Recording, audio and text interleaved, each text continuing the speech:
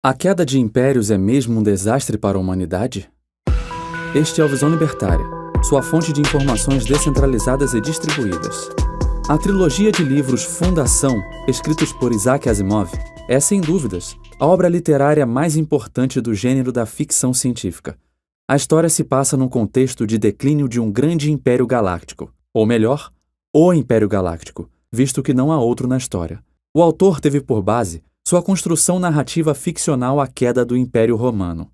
Na história de fundação, somos apresentados a um império que já dura há milênios, com um poder político bem estabelecido, oferecendo algo muito importante para os estados bem-sucedidos: a estabilidade.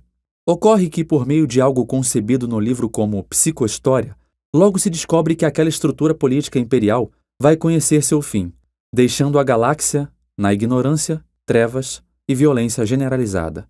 Sabemos como surgem os estados, e impérios nada mais são do que o mais alto nível desta estrutura. Às vezes, um grande estado domina diretamente imensas comunidades, mas às vezes, um império não precisa dominar diretamente uma vastidão geográfica. Por sua robustez militar, ele pode apenas se impor sobre os outros estados já estabelecidos. Nesse arranjo, diversas localidades têm sua própria estrutura de poder mafiosa, que conserva grande independência política, enquanto pagam tributo ao Estado imperial e, vez ou outra, lutam contra a guerra deste.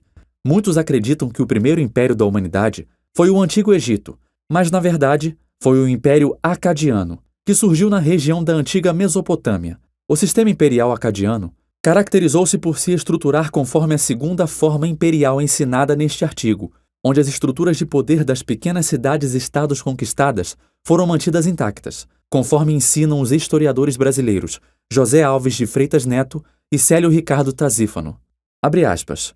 Os sumérios, segundo os estudos recentes, não eram uma população autóctone, ou seja, originária do próprio lugar. Provavelmente chegaram às regiões vizinhas, como a Ásia Central, mas a presença dos sumérios não constituiu uma invasão. O grupo se fixou no sul da Mesopotâmia e veio em sucessivas ondas migratórias e se misturou com as populações locais. Pouco ao norte dos sumérios, um grupo se fixou, os acádios, ou acadianos, de origem semita, que incluem os hebreus, os babilônios e os fenícios, por exemplo, e receberam esse nome pois se organizaram a partir da cidade de Akkad.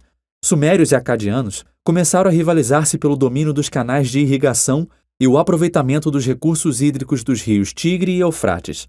Os acadianos, por sua proximidade com as nascentes, ao desviarem um trecho do rio, alteravam o volume de águas que seguiam para os sumérios, por exemplo. Essa questão interferia nas relações políticas entre os dois povos, que se fixaram na Mesopotâmia na mesma época. A situação política era instável, não no interior das cidades que tinham suas próprias formas de organização e de poder, mas nas relações entre as diferentes cidades que tentavam impor o seu domínio uma sobre as outras. Por volta de 2350 a.C., sob a liderança do Sargão de Akkad, deu-se a unificação entre as áreas sumérias e acadianas, e fundou-se o Primeiro Império, que pouco depois atingiria as áreas que iam do Mediterrâneo ao Golfo Pérsico. O sistema político adotado do Sargão alterava o modelo que reconhecia a autonomia das cidades e do templo, pois a religião era um importante elemento para o exercício do poder de cada cidade, que acreditava ter uma divindade por localidade. Fecha aspas. A partir de então, houve vários impérios no mundo: acadiano, babilônico, assírio, egípcio, grego, romano, britânico, soviético e o norte-americano. Para nos atermos aos mais relevantes, ocorre que, até o momento, a história nos mostra que todo o império tem início, apogeu e queda. A Bíblia Sagrada, no livro do profeta Daniel, descreve o período no qual o povo judeu estava subjugado por um império que descende diretamente do acadiano, o Império Babilônico. É relatada uma profecia entendida costumeiramente pela maioria dos estudiosos do Antigo Testamento, tanto católicos como ortodoxos e protestantes, como a descrição de uma sucessão de grandes impérios onde os mesmos teriam uma relação direta como o judaísmo e o cristianismo. Tais impérios levantariam e tombariam até que Deus se manifestasse pessoalmente na história humana, findando os governos humanos estatais e estabelecendo sua própria ordem social. O capítulo 2 do livro de Daniel relata uma estátua cuja cabeça era de ouro fino, o peito e os braços de prata, o ventre e as coxas de cobre, as pernas de ferro, os pés em parte de ferro e em parte de barro. Em um outro momento, uma pedra lhe atingia os pés, destruindo a estrutura por inteiro. Tanto a obra ficcional de Asimov quanto os escritos bíblicos tratam de certa forma, mas com óticas diferentes, a queda de impérios. Atualmente, estamos diante de dois grandes impérios em franca decadência. De um lado, os Estados Unidos, que cresceram e prosperaram graças ao respeito aos direitos naturais, como propriedade privada, e ao direito inalienável do homem ao comércio, mas que agora olha para sua história com tristeza e uma série de condenações. Esse império está cada vez mais voltado à idolatria ao Estado, à demonização do sucesso e à adoção de um sentimentalismo histórico. Por outro lado, temos a China, cujos líderes alardeiam por aí que em 2030 serão a nova potência hegemônica, mas que seu líder maior, Xi Jinping, está tomando todas as medidas que no futuro só servirão para trazer de volta o atraso chinês, a pobreza e a fome dos tempos de Mao Tse-tung.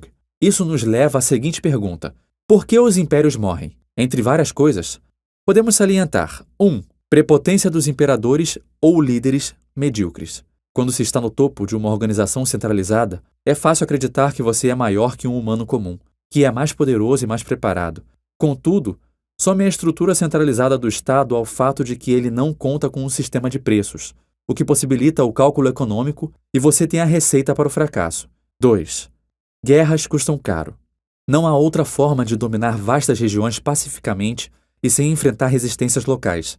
É justamente por isso que todo o império tem que despejar uma grana preta em guerras e matanças. Ocorre que isso nunca é bom para a economia, e se tem algo que deixa o gado bravo com o senhor, é uma economia capenga. 3. Tamanho da burocracia. Quanto maior o império, maior a quantidade de funcionários públicos espalhados por ele, ganhando somas voluptuosas em dinheiro para tentar manter a hierarquia funcional. Mas essa tentativa está fadada ao fracasso e custa muito caro. 4. Ambição do estamento burocrático. Todo império precisa de um deep state. Essa estrutura é naturalmente faminta por poder. Além disso, há sempre aqueles que se destacam e começam a jogar não para o time estabelecido, mas para poder estabelecer seu próprio time. É daí que surgem os golpes de Estado e guerras civis que gelam a espinha de qualquer autocrata. 5.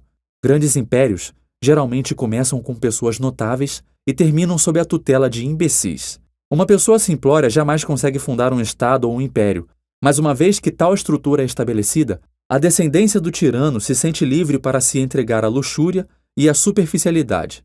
Caso essa estrutura adote a democracia, aí piora tudo. Uma vez na democracia, sabemos que a chegada dos piores ao poder está garantida.